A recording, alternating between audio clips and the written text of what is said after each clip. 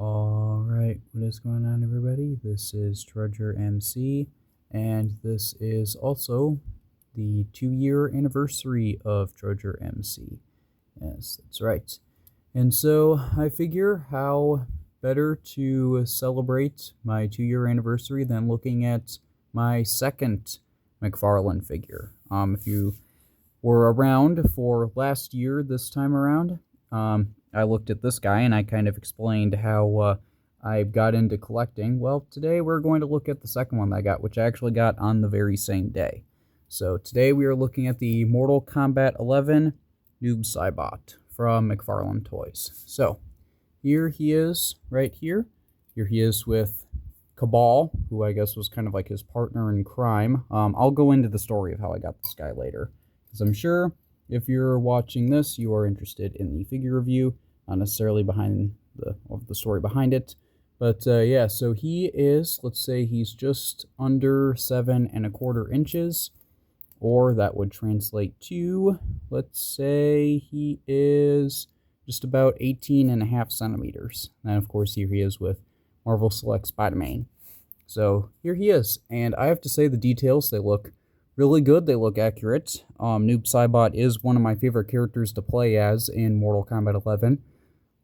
And that's one of the reasons why I wanted to get him. So there you go, he looks good. I like the white eyes, and then kind of like the simple details of like there's a face underneath that, but it's just pure black. And then you got this nice little Reaper type hood. You got a nice ninja type mask, or you know, whatever you want to call that. Underneath, I like the gold details there. You got kind of like this rusted metal, like shoulder pad thing with spikes on there. And you got this like black tunic underneath, and then you got like more plate mail and all of that. And this one has kind of like a skull design on it, I think that's supposed to be. So there you go. And then on the back, it's just kind of plain, but I think that's fine. And then you have, you know, like more details here with like kind of like leather and more cloth and metal and all of that. And then we've got some more details there with kind of like, you know, like more leather and cloth and whatever that's supposed to be. You got some metal knee pads there, some pointed shoes, and then you got like some kind of rips and tears in the back here. I think that looks really good. And then for the arms, I do like the kind of like the metal arm gauntlets here, and then you got kind of like these brown ropes that are kind of tying it to his arm there. I do like the detail of how the straps are kind of there like that. And then with his hands, you got kind of like these armor pieces on his fingers there, so I think that looks really cool. And yeah, that's about it. I mean, for the most part, I mean, just kind of looking at this guy from a distance, you kind of assume that he's just like mostly black and he's got like some like silver and brown on there, but you really got some really interesting details there, and also some like intricate colors and all of that. So there you go. I think that's kind of cool. And as far as articulation goes, his head can look up, basically none at all. It can look down just a little bit. You can turn it, pivot, you know, rotate, all of that kind of stuff. The arms can go out. This right arm here is stuck. I can't get the shoulder to move, but the left side, it can go out about that far. Then you can theoretically rotate it all the way around, but the shoulder pad does kind of get in the way. You do have a bicep joint there, as well as a double jointed elbow, which can give you about that much range. And then you do get the ball hinge type joint for the wrist there. For the torso, if you use both of the joints, he can go back about that far. He can go forward about that far. Now, of course, you can turn and whatnot, so you got all of that. For the legs can go out about that far, and then they can go forward about that much and back about that much, so I think that's pretty good. You do get a little bit of a thigh swivel there, so there you go. If you're interested in that, he does have a double jointed knee, which is very tight and hard to get both of the joints to work there. That's about as much range as I can get. you kind of get the idea. So the double jointed knee does work. It's just kind of hard to see it maximized because this is kind of a thick material back here, so it can't really show that off all that well. And then for the ankles, they can go back a little bit, they can go forward a little bit, they can pivot, and that kind of thing. He does have a toe joint as well. So there is that. And then as far as accessories go, he does have the Mortal Kombat display stand because, well, this is a Mortal Kombat figure. So not really anything to write home about. It's just kind of a Mortal Kombat display stand. And you do also have his sickle. So we can do the sickle snag.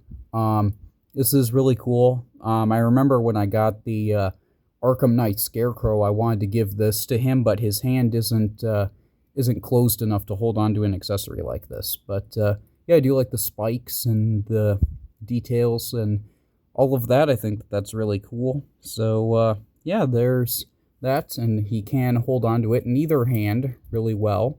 So you can just kind of slide it on in, and then yeah, so you can just kind of do something like that, and then he's ready to go. So there we go. There's that. Then we will talk about the box, because why not? So it does say 14 plus, not a toy. McFarlane Toys, though. Mortal Kombat 11, Noob Saibot. Then you have a product image there. Another one there. Mortal Kombat 11 here. And then the sickle. And then you get some information there. And then to confirm that I got this figure, you can see that I got it at GameStop back when it was brand new for $20.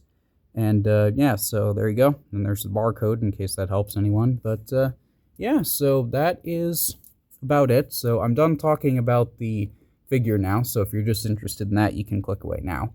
But I just kind of wanted to share a little bit of story of how I got this guy. So I knew about the McFarlane Toys. I knew about McFarlane Toys as a company. It's like, okay, I know Todd McFarlane is the guy that made Spawn.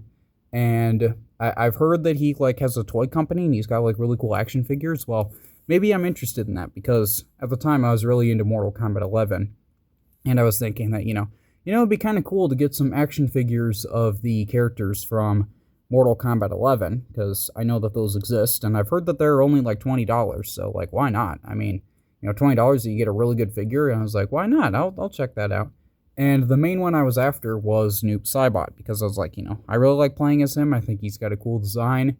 He is my favorite character in Mortal Kombat, and so I was like, why not try to look for him? And so what I did is I was like, well, I know that GameStop has action figures and stuff like that. So why don't I go to GameStop? And so this was back before I moved. But there was a GameStop that was only like a couple minutes away from where I was living. And we went there just kind of to see what they had, and they had Cabal there. And I was like, okay, well, Cabal, I mean, he's not the one I was looking for, but he's still cool, so I'll get him. So that's how I got this guy. And then that same day, I was like, well, there is another GameStop. It was, I don't know, maybe like 15 minutes away.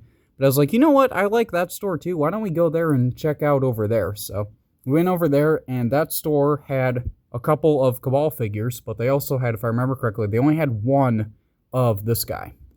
And it was my mom that actually found it, because I was kind of looking around to see, like, okay, what all do they have here? And I saw the Cabal, and then my mom, like, held up the box like this, and she was like, is this the one you were looking for? And so, yeah, my mom kind of came in clutch there and was like, oh, yeah, that is the one I'm looking for. So I got that, and, yeah, I remember this very well, almost like it was yesterday. I got home, and I opened both of the boxes at the same time, and I just started playing with these guys. Oh, these guys are really cool, and I was, like, kind of messing with the articulation. I was like, oh, wow, these guys have a lot more articulation than I thought they would. And they look really cool and all of that. So they just kind of started playing with them after that. And then I started displaying them, and at the time I didn't really know how to display them. So they're not exactly the best of quality anymore or anything like that. They are kind of old, and I haven't really maintained them the best. But you get the idea behind it. So there you go. I have had this guy for a super long time, and I just kind of wanted to share that story with you. And I also want to say thank you for you know, sticking around. Whether you've been here basically since the beginning when I started with Lego reviews and then gradually transitioned to action figures, or if you are brand new and this might be the first video that you've seen of me or whatever. If you've stuck around, thank you. And I appreciate all of it. I know I'm not the biggest like YouTuber in the world or anything like that, but the community that I have, it is important to me, and I do appreciate all of you. So thank you for sticking around. Thank you for checking this out. Thank you for listening to my story if you've made it this far. But yeah, so if you enjoyed this video, do be sure to leave a like. Let me know in the comments what you think. And just to see like who all has stuck around this long. If you've made it this far, write potato in the comments. Yeah, put potato in the comments, and that way I'll know that, oh yeah, you stuck around for the whole time. But yeah, so stick around, subscribe if you haven't already, stay tuned for other stuff that I plan to do, but other than all of that, I do hope that you enjoyed. I do hope that I'll see you all later.